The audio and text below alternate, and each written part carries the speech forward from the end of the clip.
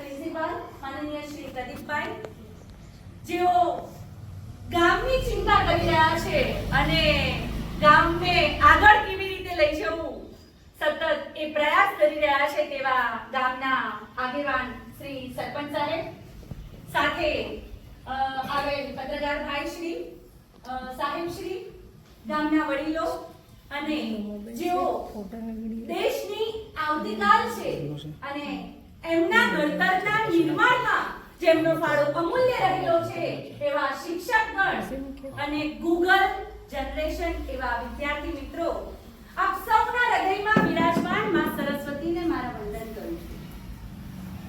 હવે આજનો જે કાર્યક્રમ રાખ્યો છે ને એ કોના માટે રાખ્યો છે?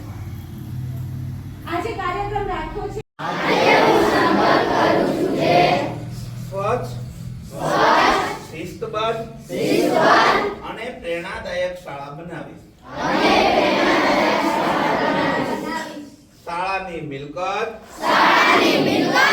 આપણી રાષ્ટ્રીય સંપત્તિ છે.